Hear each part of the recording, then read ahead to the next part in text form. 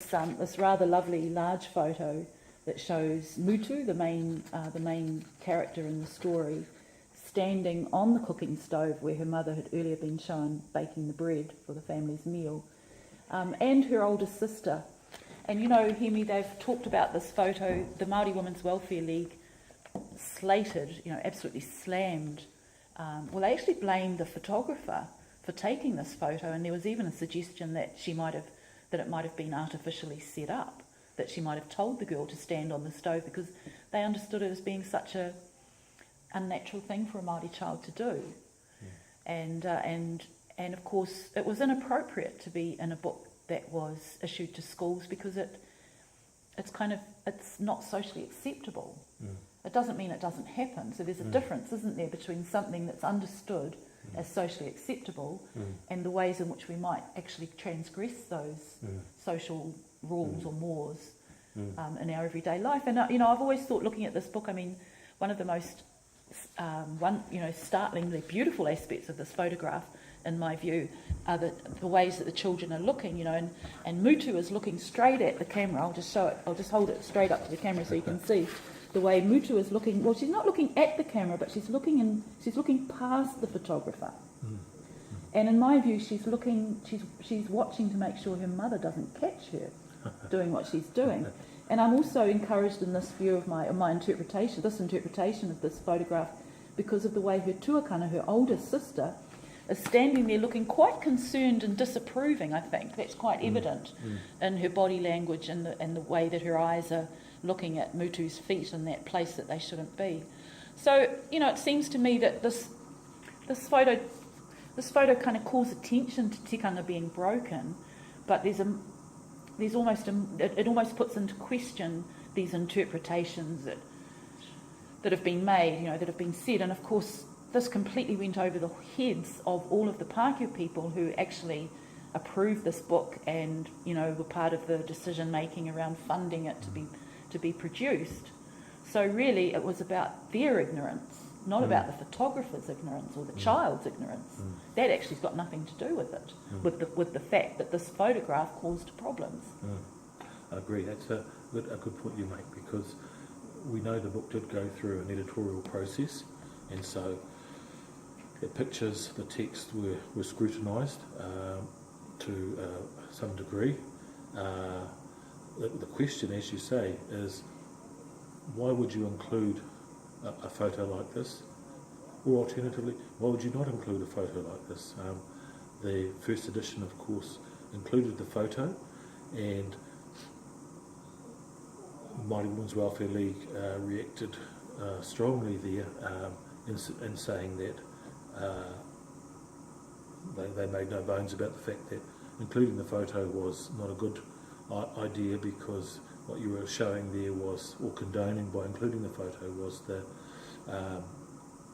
transgressing of tikanga Māori, the Māori way of doing things, having one's feet on anywhere near around food, walking on an oven, let alone the oven might have been hot. I suppose that was we'd had point. wash in those days. Well, that's right, heating one's feet. Or was there a bigger issue being exemplified here in terms of some of the social change that is happening in terms of Te Ao Māori? This is again adds to the richness of the story here as to why we might include it. The other side of me, though, is having used this as a resource with adult students, admittedly, sometimes what happens is it's a trigger for students our students to talk about some of the things that they know that they've done possibly weren't quite within the bounds of tikanga Māori, but they were aware of the fact that they were doing something, or had done something rather, that transgressed tikanga Māori in some way. And so again, there's some connection in the photo that's aroused as part of... it's a catalyst for those sort of discussions. For those sorts of discussions, yeah. And remembering too that part of what the book's purpose was to do was to show a Māori family in terms of their everyday interactions there.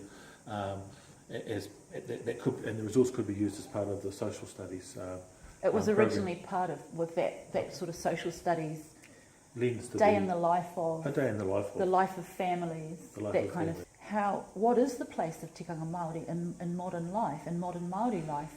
One of those, it's the sort of discussion that comes up when we're washing our laundry, actually, the same focus that the book has. And I often, well, not often, but it comes up in conversation occasionally with your family members or friends, or do you wash the tea towels separately? And I'll often say, well, yes, because my partner prefers that. I haven't been brought up really around that tikanga, but I'm happy to adopt it if that's the preference of the people that I live with, who, he grew up with his grandparents. So, it's that knitting back to these kind of older ways. And I suppose, like, the question then becomes, it becomes a catalyst for us to try and think about what role these practices have for Absolutely. us in our contemporary life today. Absolutely, and I agree. Our tikanga have evolved and continue to evolve, shaped by different forces within the world, things that impact on tikanga there. And it's I'm sort of reminded myself in terms of my own observance of tikanga Māori. I know full well there are certain occasions where the setting or the circumstance demands certain tikanga be enacted, and I'm usually pretty faithful to doing that. But there are other occasions, I'm thinking, if I go out to a cafe, have lunch somewhere, I can't say that I begin that lunch with a karakia when I'm out there, or adopt the practice of some, which kind of say they karakia on the inside, as a modern take on how to respond to that tikanga. So as you say, that the complexity, we've talked about complexity, but the evocative nature of the story in terms of the complexity around our what it is to be Māori, te ao Māori, tikanga Māori. And of course, one that comes up often for us in our university settings, and of course in our classroom settings, where you often I find it's people who have come from overseas, of sitting on tables. And it does seem to me, I may be wrong, but it does seem to me that the reluctance to sit on a table, or the sort of awareness around not sitting on a table, is almost becoming a general tikanga or way of operating. That sort of, is it just because we're in education that it seems to become generalised to our non-Māori colleagues? Yeah, I wonder sometimes if in attempting to maintain tikanga, one of the unintended outcomes is we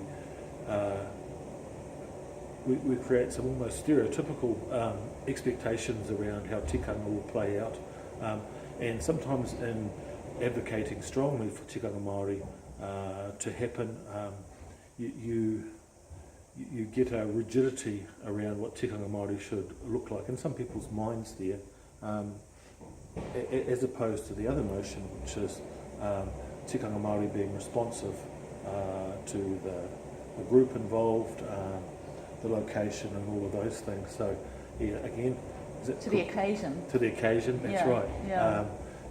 And sometimes around marae too, in different ways. Well, we're sitting here in Te Puna Wānanga in the Faculty of Education and Social Work in Auckland, and we've just seen this morning a very large pōwhiri taking place. And I was just thinking to myself, I wonder if all the students on a particular program were being welcomed on our marae this morning. And I was thinking to myself, I wonder if they understand what the purpose of the pōwhiri is in relation to their program. Because I think sometimes the students just see it as something rather baffling, or sort of, it's often, if people don't understand something like that, they often tend to, dismiss it as political correctness. So, I think it would probably be that connecting from the tikanga shown in this book, and then our everyday life and our use of karakia, and then on this larger, more public kind of scale of the pōwhiri, and the way that pōwhiri, or ceremonies of welcome, formal welcome ceremonies, have been incorporated into everyday everyday life, particularly within education. But that fine line, as you say, too, between the desire to have tikanga acknowledged and enacted versus that PC observance of the tikanga. Attitudinal change is a harder thing to achieve, let alone to measure. But the last thing we want is people paying lip service to something they don't necessarily believe in as part of something that belongs to them. And again, the story grapples with some of those issues there about what it means to be Māori, but also what it means to be a New Zealander, how one belongs to Aotearoa New Zealand. What a magnificent story. What a magnificent story.